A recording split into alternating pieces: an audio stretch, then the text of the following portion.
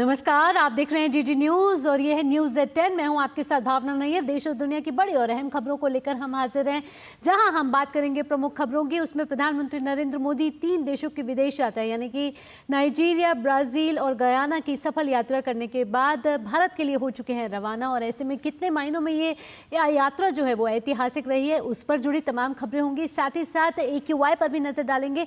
दिल्ली में ठंड जो है वो दस्तक दे चुकी है, तापमान गिर रहा है। ऐसे में AQI क्यों लगातार बढ़ता जा रहा है, इस पर भी नजर होगी। खेल की खबरों की बात करें तो पर्थ में भारत ऑस्ट्रेलिया आज आमने सामने हो रहा है और ऐसे में भारत टॉस जीतकर बल्लेबाजी कर रहा है। जानेंगे कि ताजा समाचार क्या कह रहे हैं, संवाददाताओं से लेंगे अपडेट। इसके अलावा खबरें होंगी अंतर्राष्ट्रीय जगत, कारोबार और एंटरटेनमेंट जगत से। शुरुआत करते हैं न्यूज एट 10 की अहम सुर्खियों के साथ। गयाना में प्रधानमंत्री नरेंद्र मोदी ने क्रिकेट खिलाड़ियों से बातचीत को बताया सुखद। कहा दोनों देशों को करीब लाने में खेल की रही बड़ी भूमिका, सांस्कृतिक संबंध में हुए प्रगाढ़। 3 देशों की यात्रा के बाद स्वदेश के लिए रवाना हुए प्रधानमंत्री मोदी। गयाना में भारतीय समुदाय से कहा दोनों देशों को आपस में जोड़ते हैं संस्कृति, खान पान और क्रिकेट। भारत सरकार की फटकार के बाद कनाडा में ट्रूडो सरकार ने मारी पलटी। कनाडा की मीडिया में निज्जर हत्याकांड से जुड़ी खबरों को किया खारिज। कहा भारत सरकार के खिलाफ नहीं है कोई सबूत।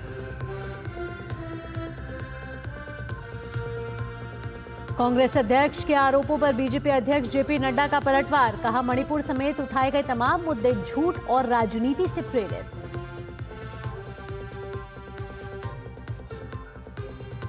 और पर्थ के पिच पर डगमगाए भारतीय बल्लेबाज। टॉस जीतकर नहीं मिली मन मुताबिक शुरुआत। यशस्वी और देवदत्त बगैर खाता खोले पेविलियन वापस। और अब खबरें विस्तार से। प्रधानमंत्री नरेंद्र मोदी 3 देशों की यात्रा संपन्न कर स्वदेश रवाना हो चुके हैं। प्रधानमंत्री मोदी नाइजीरिया, ब्राजील और गयाना में कई सम्मेलनों और बैठकों में शामिल हुए। प्रधानमंत्री मोदी ने अपनी इस यात्रा की शुरुआत नाइजीरिया से की थी। ब्राजील में उन्होंने 19वें G20 शिखर सम्मेलन में भाग लिया। अपनी यात्रा के तीसरे और अंतिम चरण में प्रधानमंत्री गयाना की राजकीय यात्रा पर गए।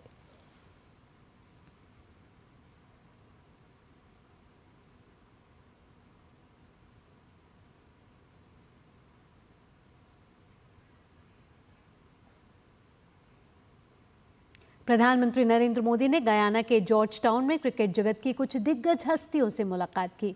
इनमें वेस्टइंडीज के 2 बार के विश्व कप विजेता कप्तान क्लाइव लॉयड और एल्विन कालीचरण जैसे नामचीन खिलाड़ी शामिल थे। साथ ही देवेंद्र बिशु, शिमरोन हेटमायर और अन्य कैरिबियन क्रिकेटर भी मौजूद रहे। पीएम ने इस दौरान दोनों देशों के बीच क्रिकेट से जुड़ी परंपरा पर बातचीत की। वहीं ये खिलाड़ी भी प्रधानमंत्री मोदी को अपने बीच पाकर बहुत खुश नजर आए। Good discussion. It seemed to be the conversation went very well, and I think 11 of our players will now be training in India. So it's been a very good decision by them, and we're thankful to them for that. The people have chosen him twice, so it's obvious that he's doing a good job. He's interested in cricket, and that's very good, and he's doing things to help to boost the cricket. So we like more prime ministers like him. Everybody in India knows cricket, but his knowledge is special because he knows when we went to India, he knows us by our first name, and me myself going to India often myself, so I'm able to have that interaction with India, and to meet the Prime Minister today personally, it's magic. The connection is tremendous, and that kind of help to work with our young cricketers, girls cricket, men's cricket, whatever he does, any help, it is very kind of the Prime Minister and India. The love for the cricket is amazing. When I was watching IPL, I always see him there, and meeting him for the first time is amazing. It's really, really amazing.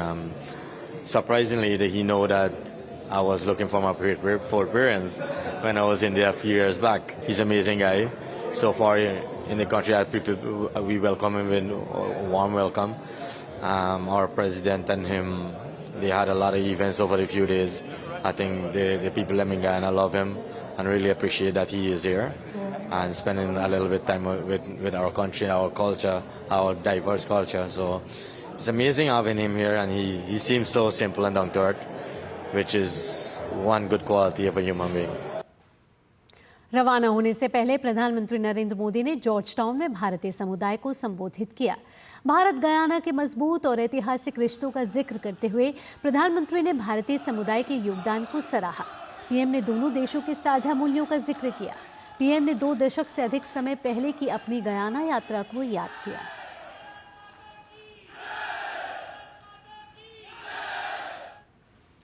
I have a great memories of visiting your wonderful country over 2 decades ago.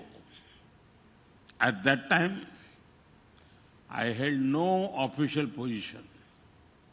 I came to Guyana as a traveler, full of curiosity. Now, I have returned for this land of many waters as the Prime Minister of India. A lot of things have changed between then and now. But the love and affection of my Guyanese brothers and sisters remains the same. My experience has reaffirmed you can take an Indian out of India, but you cannot take India out of an Indian. प्रधानमंत्री नरेंद्र मोदी ने दोनों देशों को जोड़ने में संस्कृति, खान-पान और क्रिकेट की अहम भूमिका बताई। पीएम ने कहा कि दोनों ही देश अपनी सांस्कृतिक विविधता का उत्सव मनाते हैं। Both India and Guyana are proud of our rich and diverse culture. We see diversity as something to be celebrated, not just tolerated. Our countries are showing how cultural diversity is our strength. प्रधानमंत्री ने भारत की विकास यात्रा का विस्तार से जिक्र किया। PM ने कहा कि इंफ्रा विकास की दिशा में अभूतपूर्व गति से काम हो रहा है। India is a global hub for e-commerce, AI, fintech, agriculture, technology, and more. We have reached Mars and the moon. From highways to highways, airways to railways, we are building state-of-art infrastructure. Guyana के राष्ट्रपति इरफान अली ने दुनिया भर में भारत के बढ़ते रुतबे और प्रधानमंत्री मोदी के नेतृत्व को सराहा। India today is a world leader in innovation, technology, infrastructure, development, human capital advancement, and importantly, Prime Minister Shri Narendra Modi, India is a shining light in leadership, your leadership. It is no secret that the strength of your leadership, the passion and compassion of your leadership, the deliberateness of your leadership has placed India in a different light and realm around the globe. You have brought incredible respect. But more importantly, you have brought a level of dignity and pride to India that is unmatched. And we congratulate you on that. प्रधानमंत्री नरेंद्र मोदी ने Guyana की संसद की विशेष बैठक को संबोधित किया। PM ने विश्व को टकराव से बचने और सहयोग के मार्ग पर आगे बढ़ने का संदेश दिया। पीएम ने लोकतंत्र प्रथम, मानवता प्रथम यानी कि डेमोक्रेसी फर्स्ट, ह्यूमैनिटी फर्स्ट को भारत की नीति बताया। पीएम ने गयाना में कई प्रमुख स्मारक स्थलों का भी दौरा किया। ये समय कॉन्फ्लिक्ट का नहीं है, ये समय कॉन्फ्लिक्ट पैदा करने वाली कंडीशंस को पहचानने और उनको दूर करने का है। आज टेररिज्म, ड्रग्स, साइबर क्राइम ऐसी कितनी ही चुनौतियां हैं जिनसे मुकाबला करके ही हम अपनी आने वाली पीढ़ियों का भविष्य संवार पाएंगे। ये है वो संदेश जो गयाना की संसद से प्रधानमंत्री नरेंद्र मोदी ने दुनिया को दिया। पीएम के संबोधन के लिए संसद की विशेष बैठक बुलाई गई थी। इस संसद को संबोधित करने वाले वो पहले भारतीय प्रधानमंत्री हैं। भारत गयाना के ऐतिहासिक संबंधों का जिक्र करते हुए पीएम ने सर्वोच्च नागरिक सम्मान के लिए गयाना की जनता का आभार जताया। पीएम ने लोकतंत्र और मानव केंद्रित दृष्टिकोण को दोनों देशों का साझा मूल्य बताया। मानवता प्रथम की भारत की नीति के तहत ग्लोबल साउथ की आवाज उठाने का उल्लेख करते हुए पीएम ने कहा कि भारत का नजरिया विश्व बंधु का है। एक भी देश, एक भी रीजन पीछे रह गया तो हमारे ग्लोबल गोल्स कभी हासिल नहीं हो पाएंगे। तभी भारत कहता है every nation matters. Bharat island Nations को स्मॉल आइलैंड नेशन नहीं बल्कि लार्ज ओशन कंट्रीज मानता है। गयाना की राजधानी जॉर्ज टाउन में पीएम प्रोमेनेड गार्डन पहुंचे, जहां उन्होंने महात्मा गांधी की प्रतिमा पर श्रद्धांजलि अर्पित की। प्रतिमा की स्थापना 1969 में बापू की 100वीं जयंती पर की गई थी। प्रधानमंत्री ने वहां राम भजन सुनते हुए मंजीरा भी बजाया।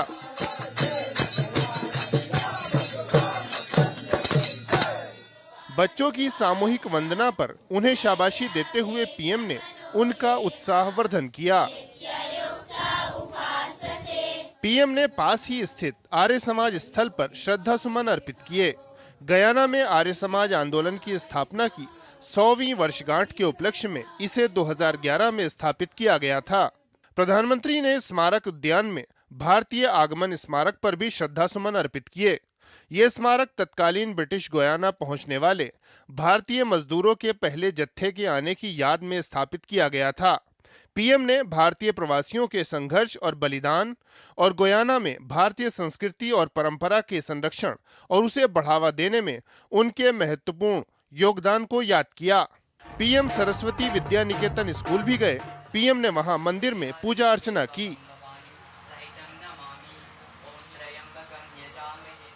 पीएम ने बच्चों की काव्य प्रस्तुतियों को सुना और उन्हें सराहा। पीएम को अपने बीच पाकर बच्चों का उत्साह देखते ही बन रहा था। पीएम ने 2 दशक से अधिक पहले इसी स्कूल के अपने दौरे को याद किया। पीएम ने छात्रों को पारंपरिक भारतीय मूल्य और संस्कृति से रूबरू कराने के लिए स्वामी आकाशरानंद जी और उनकी टीम की सराहना की। सुधाकर दास और अभिषेक सिंह के साथ ब्यूरो रिपोर्ट, डीडी न्यूज।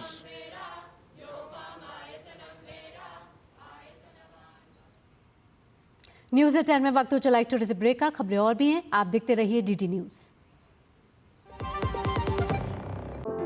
अनुभव कीजिए शुद्ध MDH बादाम रोगन का प्यार। सेहत बनके रग रग में दौड़े, त्वचा में समाये, हाइड्रेट करे, हर उम्र की त्वचा का पोषण करे। You deserve the purity.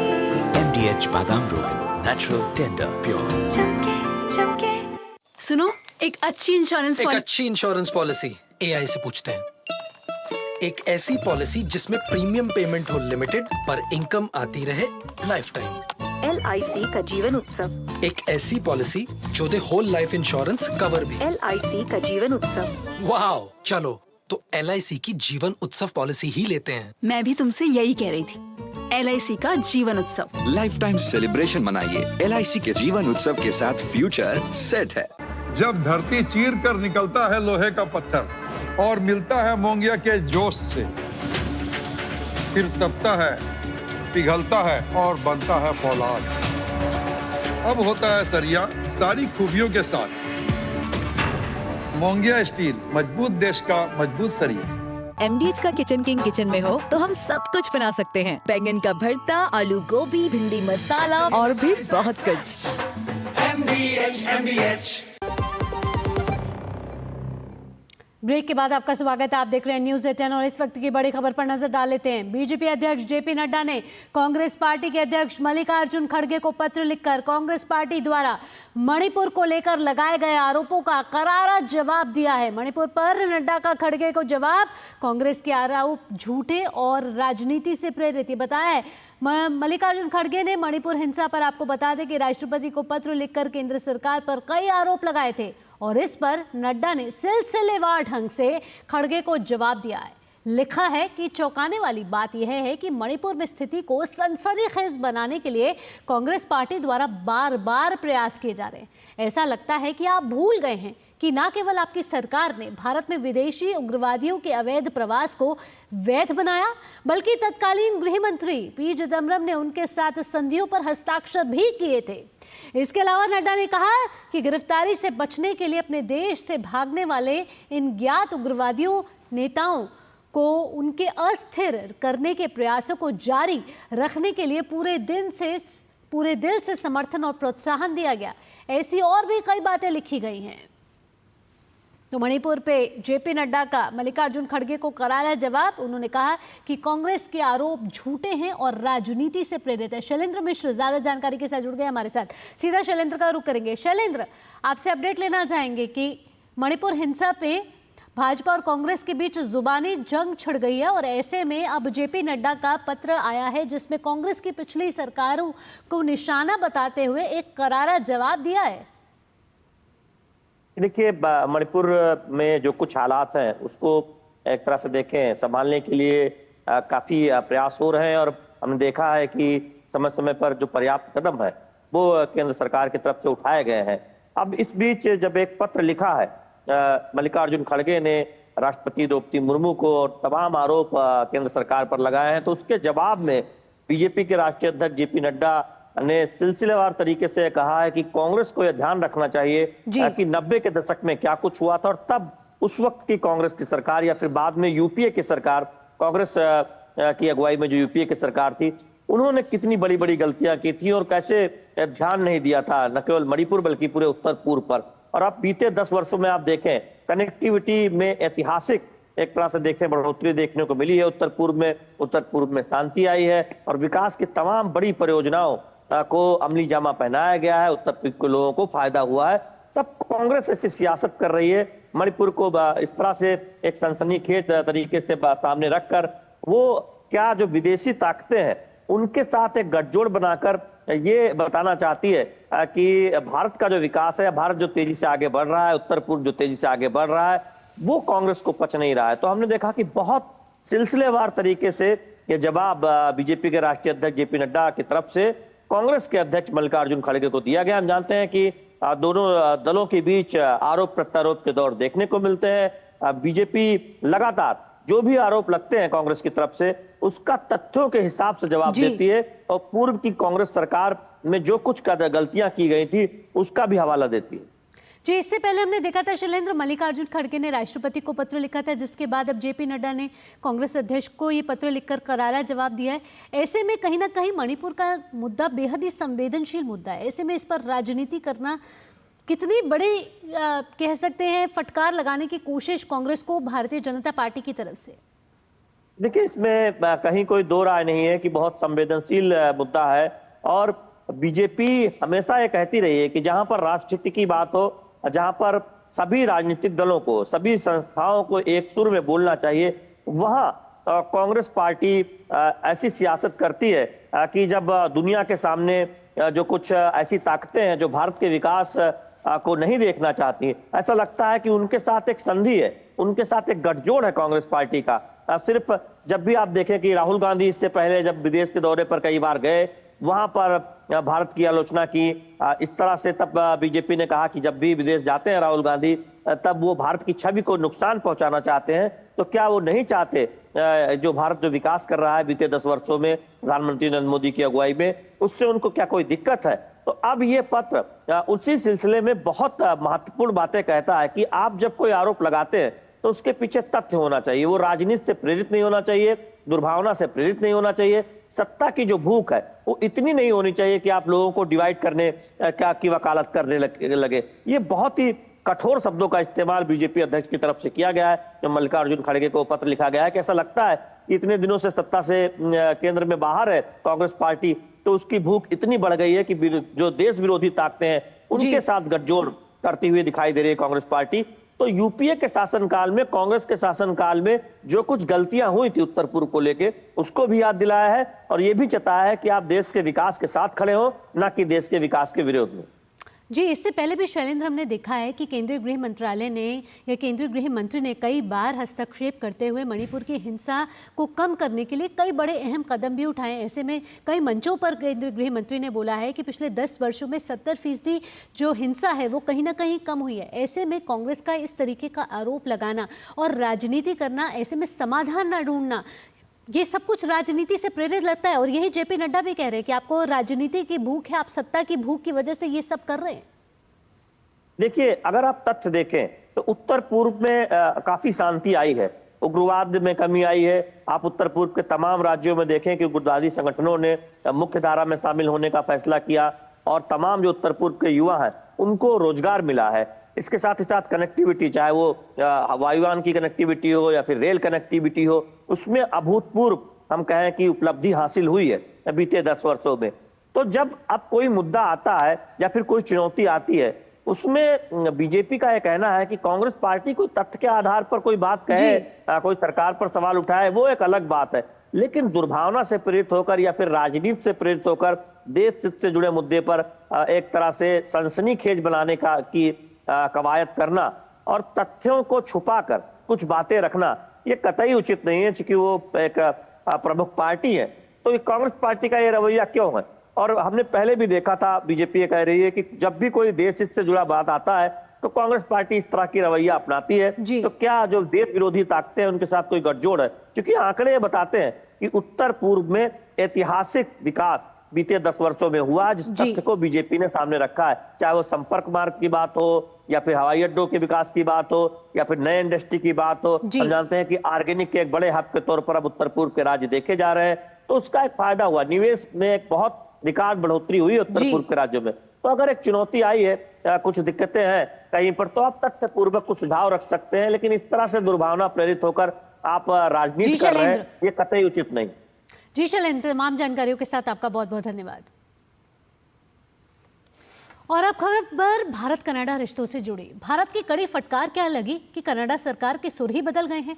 आज कनाडा सरकार ने एक बयान जारी कर खालिस्तानी आतंकवादी हरदीप सिंह निज्जर की हत्या को लेकर भारत पर लगे आरोपों को खुद ही निराधार बताया। तो इस वक्त की ब्रेकिंग न्यूज, जहां प्रिवी काउंसिल के डिप्टी क्लर्क और प्रधानमंत्री जस्टिन ट्रूडो की राष्ट्रीय सुरक्षा और खुफिया सलाहकार नथाली जी ड्रॉइन ने एक बयान जारी कर कहा है कि 14 अक्टूबर को सार्वजनिक सुरक्षा के लिए एक महत्वपूर्ण और निरंतर खतरे के कारण आरसीएमपी और अधिकारियों ने कनाडा में गंभीर आपराधिक गतिविधि के सार्वजनिक आरोप लगाने का असाधारण कदम उठाया है।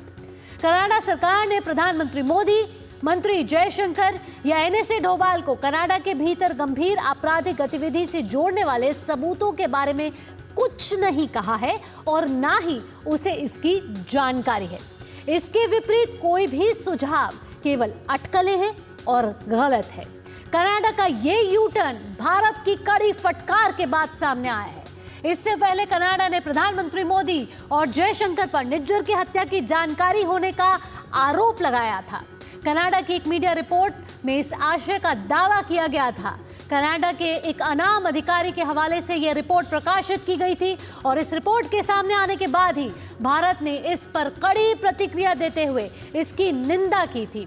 भारत ने इस रिपोर्ट को बदनाम करने वाला अभियान करार देते हुए इसकी कड़ी निंदा की थी। तो भारत ने लगाई फटकार तो कनाडा के बदले सुर। अब ट्रूडो बोले हैं कि पीएम मोदी पर लगे आरोपों का हमारे पास कोई सबूत ही नहीं है।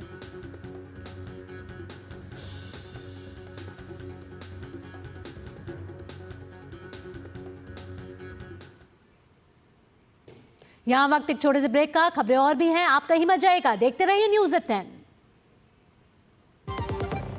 अब आया असली स्वाद। अब आया स्वाद। जब स्वाद के पड़े हो लाले तो MDH का चंकी चाट मसाला डालें। MDH का चंकी चाट मसाला। MDH।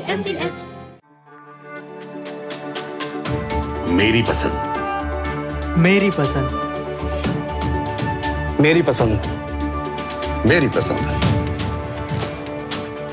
हमारी पसंद। हम सबकी पसंद। मजबूत देश का मजबूत सरिया Mongia steel. Muthoot finance gold overdraft, ब्याज सिर्फ उतने ही दिन का भरिए जितने दिन पैसे इस्तेमाल कीजिए। आज ही कॉल कीजिए 1-800-313-1212। ब्रेक के बाद आपका स्वागत। राष्ट्रपति द्रौपदी मुर्मू आज अंतर्राष्ट्रीय सांस्कृतिक महोत्सव लोक मंथन का शुभारंभ करेंगे। इससे पहले कल राष्ट्रपति कोटि दीपोत्सव में शामिल हुई। उन्होंने लोगों से संकल्प का दीपक जलाकर देश को निरंतर विकास के पथ पर आगे ले जाने का संकल्प लेने का आग्रह किया है। उन्होंने लोगों से सत्य और धर्म के मार्ग पर चलने और वंचितों के कल्याण के लिए काम करने का संकल्प लेने का आह्वान किया।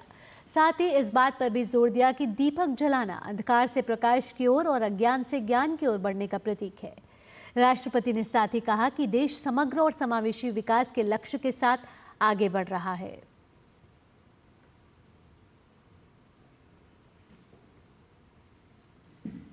आज 11वीं आसियान रक्षा मंत्रियों की बैठक AGMM+ का आखिरी दिन है। भारत की ओर से रक्षा मंत्री राजनाथ सिंह इस सम्मेलन में शामिल हुए हैं। लाओ PDR में चल रही इस बैठक में रक्षा मंत्री ने आज जापान और फिलीपींस के रक्षा मंत्रियों के साथ द्विपक्षीय वार्ता की। इससे पहले रक्षा मंत्री राजनाथ सिंह ने अमेरिका, ऑस्ट्रेलिया, न्यूजीलैंड और दक्षिण कोरिया समेत विभिन्न देशों के अपने समकक्षों से मुलाकात की थी।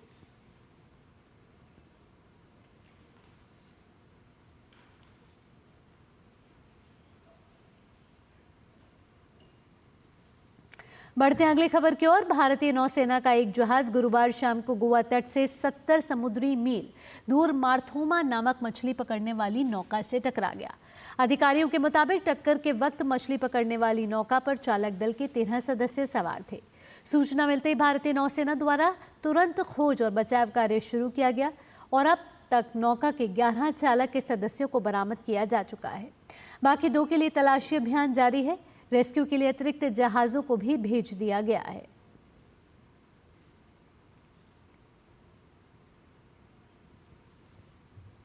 और भारतीय अर्थव्यवस्था के लिए एक अच्छी खबर। प्रधानमंत्री नरेंद्र मोदी के नेतृत्व में देश की अर्थव्यवस्था लगातार मजबूत हो रही है। आज भारत दुनिया की सबसे तेजी से बढ़ने वाली अर्थव्यवस्था बनी हुई है।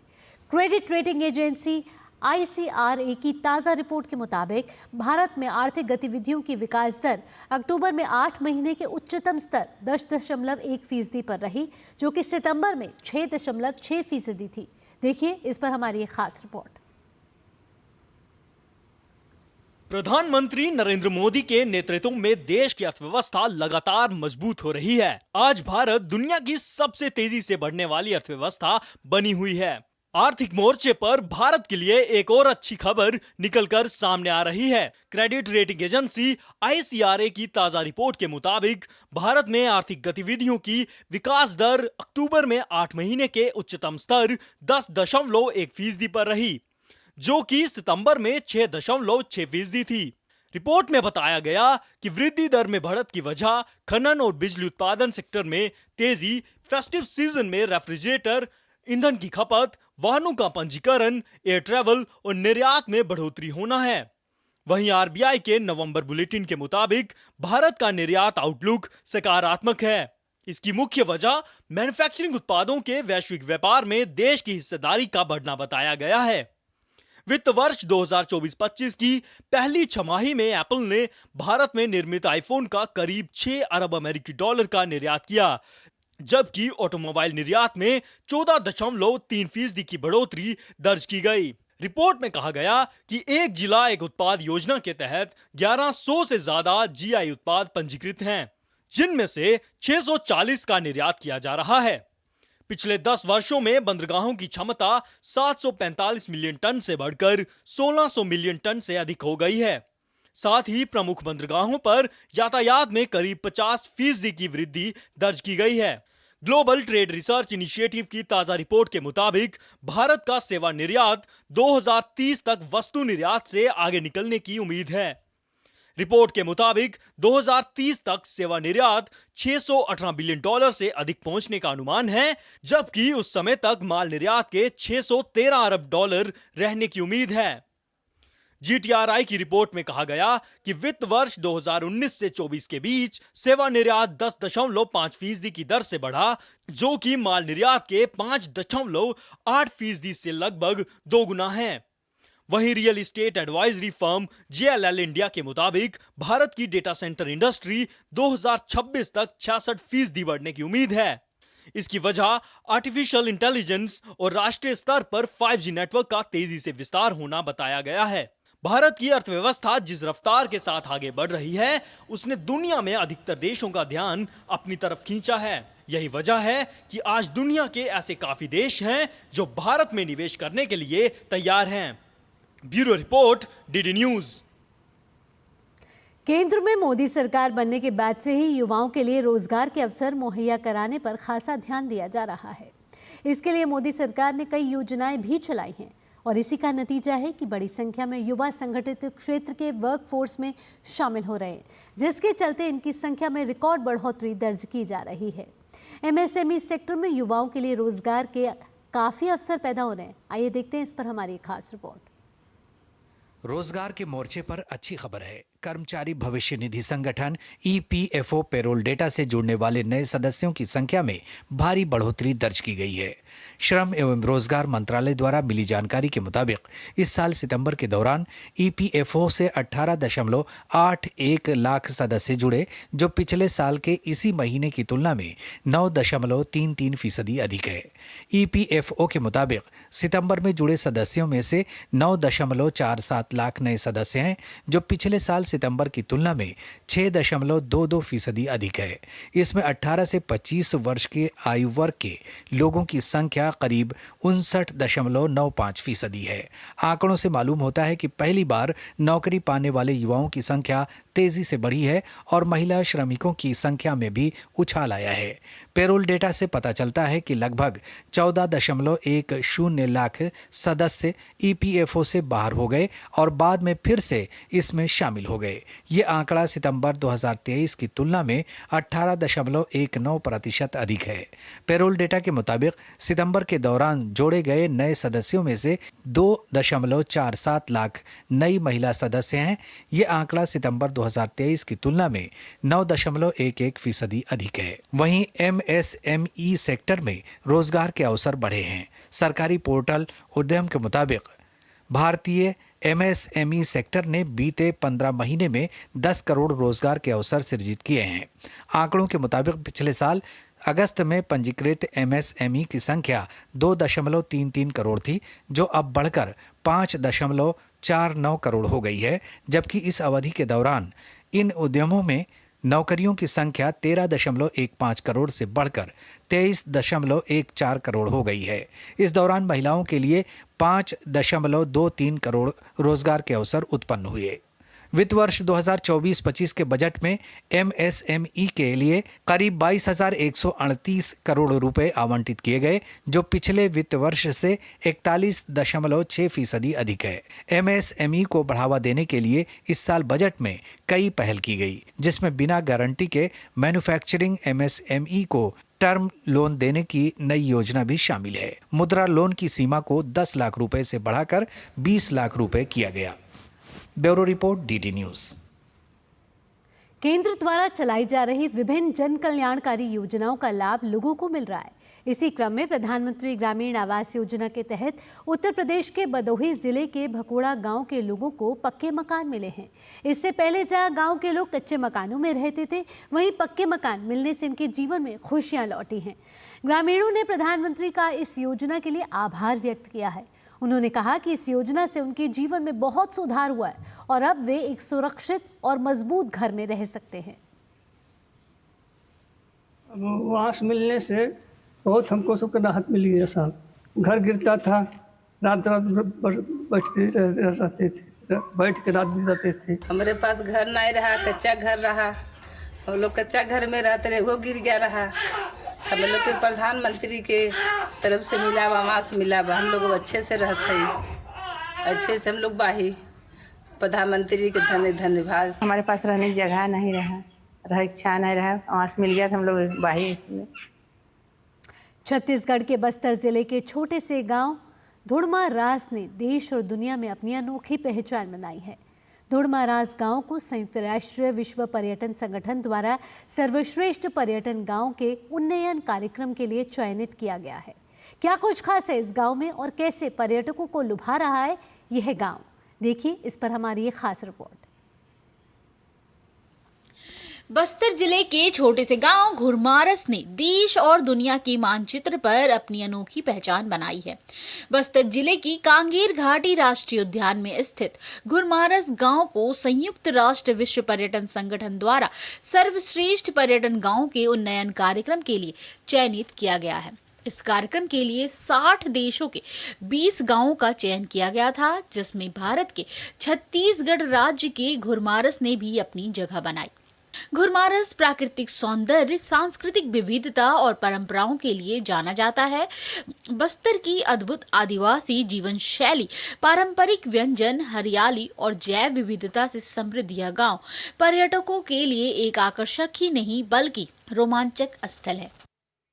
यहाँ पे सर जो धुड़मारास में 2 एक्टिविटी चलाया जा रहा है और साथ में जो है ना नाइट स्टे जो है ना यहाँ पे सुविधा उपलब्ध है सर। हाँ, बोटिंग का सुरक्षा बोलने तो हम तो स्पेशल लाइफ जैकेट तो उनको दे ही रहे हैं और इस मतलब पहले से क्या हम लोग गाइड कर लेते हैं कि मतलब क्या क्या मतलब सावधानी होनी चाहिए। विश्व स्तर पर पर्यटन गांव के तौर पर इस गांव की पहचान स्थापित होने का मतलब यह भी है कि लंबे समय के बाद बस्तर में अंतर्राष्ट्रीय पर्यटकों की संख्या में बढ़ोतरी दर्ज की गई है। पर्यटक रिकमेंड हिसाब से अपन के पर्यटन ट्रैकिंग भी कराते हैं, कैंपिंग भी कराते हैं, बर्ड वाचिंग भी कराते हैं, प्लस जैसे कि विलेज टूर भी करवाते हैं यहाँ, और उनको यहाँ की संस्कृति, कला संस्कृति को भी मतलब रूबरू कराने की कोशिश करते हैं। गौरतलब है कि बस्तर के घुड़मारस और चित्रकोट गांव को इस वर्ष 27 सितंबर को विश्व पर्यटन दिवस के अवसर पर भारत सरकार के पर्यटन मंत्रालय द्वारा सर्वश्रेष्ठ पर्यटन गांव का पुरस्कार दिया गया था। Bureau report, DD news.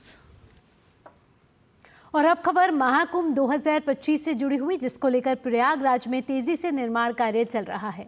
राज्य सरकार की योजना के मुताबिक महाकुंभ में आने वाले करोड़ों श्रद्धालुओं, कल्पवासियों और साधु सन्यासियों के रहने और स्नान के लिए घाटों, अस्थायी सड़कों और टेंट सिटी का निर्माण हो रहा है। प्रयागराज मेला प्राधिकरण ने योजना के मुताबिक पूरे मेले क्षेत्र को 25 सेक्टरों में बांटा है। 4000 हेक्टेयर और 25 सेक्टरों में बटा महाकुंभ मेला क्षेत्र इससे पहले के किसी भी महाकुंभ मेले से सबसे बड़ा क्षेत्र है। सेक्टर और कार्य के मुताबिक सेक्टर मजिस्ट्रेटों की नियुक्ति भी कर दी गई है।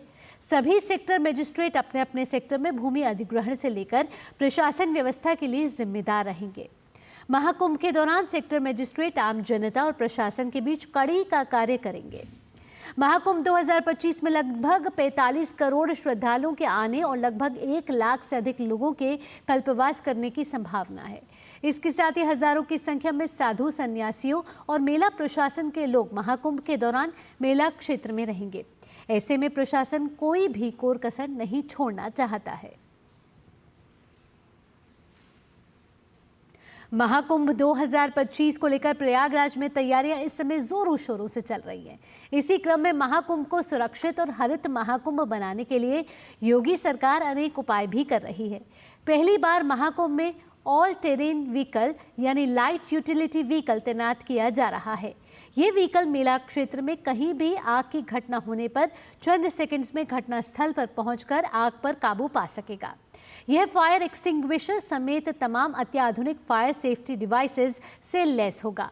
रेत, दलदल और छिछले पानी में भी ये व्हीकल पूरी रफ्तार से दौड़ सकेगा। अग्निशमन विभाग के ट्रेंड फायर कर्मी इस पर सवार होकर पूरे मेले क्षेत्र में आपात स्थिति पर नजर रखेंगे। पहली बार महाकुंभ में इसका उपयोग किया जाएगा। फिलहाल 4 ऑल टेरेन व्हीकल्स प्रयागराज पहुंच चुके हैं और अग्निशमन कर्मियों को इसकी राइडिंग और उपयोग की ट्रेनिंग दी जा रही है। सीएम योगी आदित्यनाथ 25 नवंबर को इन चारों व्हीकल समेत अन्य डिवाइसेस को हरी झंडी दिखा सकते हैं। इलेक्ट्रिक बैटरी से संचालित होने वाला ये व्हीकल सीएम योगी के सुरक्षित और हरित महाकुंभ के संकल्प को साकार करेगा। जो भी यहाँ पर हमारी जो व्यवस्थाएं हैं वो श्रद्धालुओं की सुरक्षा के लिए हमने 4 चरणीय एक घेरा बनाया है ताकि हर तरीके से हम लोगों को सुरक्षित कर पाएँ। अब की बार महाकुंभ है, माननीय मुख्यमंत्री जी और शासन की मंशाओं के अनुसार अब की बार सारी जो व्यवस्थाएं हैं वो यहाँ पर दुरुस्त की जा रही हैं। पहले प्रॉब्लम ये रहती थी कि जो बालू एरिया में जो टेंट लगते थे उन तक हमारी रीच नहीं हो पाती थी, पहुँचने में टाइम लगता था। उसके लिए अब की बार ऑल टेरेन व्हीकल हमारे द्वारा जो है इंट्रोड्यूस किया जा रहा है ताकि जो बालू के एरिया में या जो तटीय इलाके हैं उनके एरिया में जो टेंट लगते हैं, जहाँ पर चक्कर प्लेट्स नहीं होती हैं, जहाँ पर नॉर्मल गाड़ी नहीं जा सकती है, तो वहाँ पर जाकर भी हम फायर फाइटिंग कर पाएँ और लोगों की जान माल की सुरक्षा कर पाएँ। प्रयागराज में होने वाले महाकुंभ से पहले राज्य सरकार तैयारियों में जुटी हुई है। सबसे पहले अखाड़ों को भूमि का आवंटन किया गया है। प्रशासन की ओर से अखाड़ों को आवंटित भूमि पर गुरुवार को संतों ने भूमि पूजन किया। उदासीन परंपरा के 2 अखाड़ों श्री पंचायती अखाड़ा बड़ा उदासीन और श्री पंचायती अखाड़ा नया उदासीन अखाड़े के संतों ने भूमि पूजन किया। उदासीन अखाड़ों के संतों ने मेला क्षेत्र में छावनी निर्माण के लिए भूमि पूजन पर कर महाकुंभ की औपचारिक शुरुआत कर दी है। उत्तर प्रदेश के मुख्यमंत्री योगी आदित्यनाथ ने मंगलवार को उत्तर प्रदेश में आयोजित पार्टनरशिप कॉन्क्लेव में हिस्सा लिया। वर्ल्ड बैंक और गेट्स फाउंडेशन के सहयोग से आयोजित इस कार्यक्रम में विभिन्न राष्ट्रीय और अंतर्राष्ट्रीय संस्थानों के प्रतिनिधियों ने भी बढ़ चढ़कर हिस्सा लिया। मुख्यमंत्री योगी आदित्यनाथ ने गेट्स फाउंडेशन, वर्ल्ड बैंक और अन्य अंतर्राष्ट्रीय संस्थानों का आभार व्यक्त करते हुए कहा कि उत्तर प्रदेश में उनके अनुभव और सहयोग से बदलाव की गति तेज हुई है। इस अवसर पर सीएम योगी ने प्रदेश की चुनौतियों और उपलब्धियों को रेखांकित किया। सीएम योगी ने प्रदेश के सतत विकास और कृषि क्षेत्र में सुधार की दिशा में प्रौद्योगिकी, सरकारी योजनाओं और निजी क्षेत्र की भागीदारी को आवश्यक बताया। योगी आदित्यनाथ ने राज्य सरकार की उन उपलब्धियों को भी साझा किया जिनसे पिछले कुछ वर्षों में प्रदेश में बड़े बदलाव आए हैं। मेरा यह मानना है कि उत्तर प्रदेश ने पिछले 5-7 वर्षों में जो सफलता प्राप्त की है कृषि क्षेत्र में, वो बहुत संतोषजनक है, लेकिन इसमें अभी भी थोड़ा भी प्रयास हम करेंगे तो 3 से 4 गुना वृद्धि आसानी से हो सकती है। उत्तर प्रदेश के अंदर केंद्र और राज्य शासन के स्तर पर किसानों को प्रोत्साहित करने के लिए शासन स्तर पर प्रयास हो रहे हैं। जो कार्य 40 वर्षों में नहीं हो पाया था वह हमने मात्र 3 वर्ष में इस बीमारी को पूरी तरह समाप्त कर दिया है। आज यूपी में इंसेफ्लाइटिस से कोई मौत नहीं होती है। लगभग 1 लाख किसानों को हम लोग यहाँ पे सोलर पैनल भी उपलब्ध करवाए हैं। अब तक टेक्नोलॉजी का उपयोग करके, नेचुरल फार्मिंग को बढ़ावा दे करके, और किसान इसमें रुचि ले रहा है। इसी के साथ न्यूज़ 10 में इतना ही। देश और दुनिया की बड़ी और अहम खबरों के लिए आप देखते रहिए डीडी न्यूज़। मुझे दीजिए अनुमति। नमस्कार।